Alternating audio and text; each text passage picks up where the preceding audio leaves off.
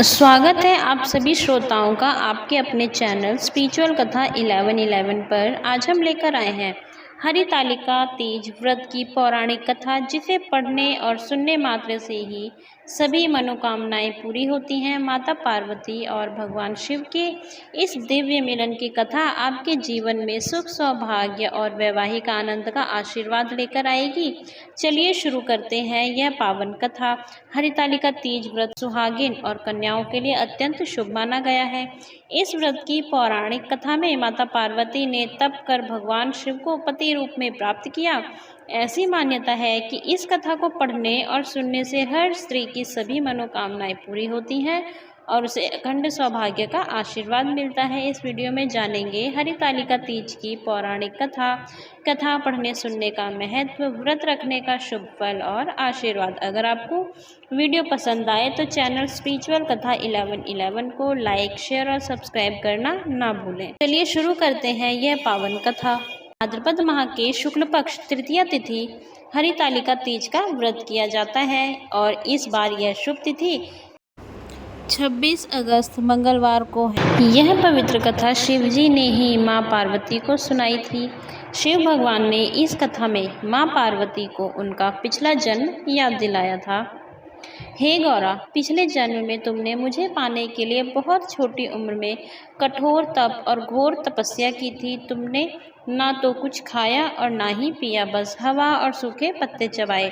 जला देने वाली गर्मी हो या कपा देने वाली ठंड, तुम नहीं हटी, डटी रही। बारिश में भी तुमने जल नहीं पिया। तुम्हें इस हालत में देखकर तुम्हारे पिता दुखी थे। उनको दुखी देखकर नारद मुनि आए और कहा कि मैं भगवान विष्णु के भेजने पर यहाँ आया हूँ।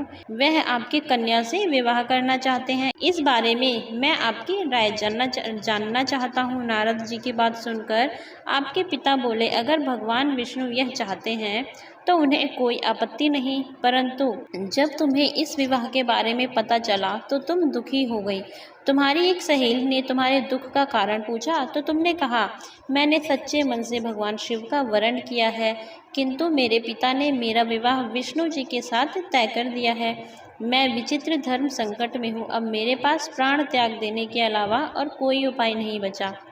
तुम्हारी सखी बहुत समझदार थी। उसने कहा, प्राण छोड़ने का यह कारण ही क्या है? संकट के समय धैर्य से काम लेना चाहिए। भारतीय नारी के जीवन की सार्थकता इसी में है कि जिसे मन से पति रूप में एक बार वरण कर लिया, जीवन पर्यंत उसी से निर्वाह करें। मैं तुम्हें घनघोर वन में ले चलती हूँ, जो साधना स्थल भी है और जहाँ तुम्हारे पिता तुम्हें खोज भी नहीं पाएंगे। मुझे पूर्ण विश्वास है कि ईश्वर अवश्य ही तुम्हारी सहायता करेंगे। तुमने ऐसा ही किया। तुम्हारे पिता तुम्हें घर में न पाकर बड़े चिंतित और दुखी हुए। इधर तुम्हारे खोज होती रही, उधर तुम अपनी सहेली के साथ नदी के तट पर एक गुफा में मेरी आराधना में लीन रहने लगी।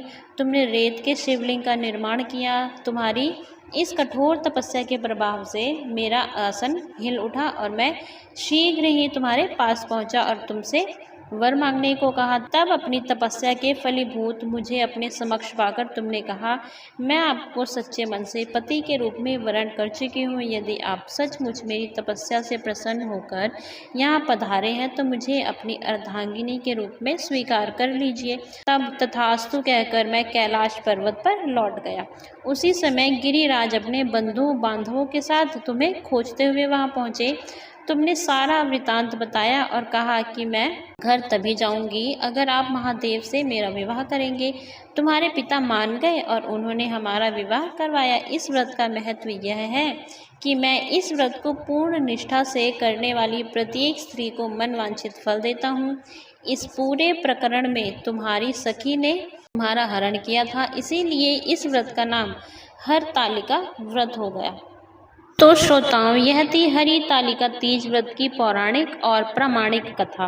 माता पार्वती की तरह ही आपकी सभी मनोकामनाएं पूरी हों और जीवन में सुख समृद्धि आए। अगर आपको यह कथा अच्छी लगी हो तो इसे लाइक करें, अपने प्रियजनों के साथ शेयर करें और चैनल स्पिरिचुअल कथा 1111 को सब्सक्राइब करना ना भूलें।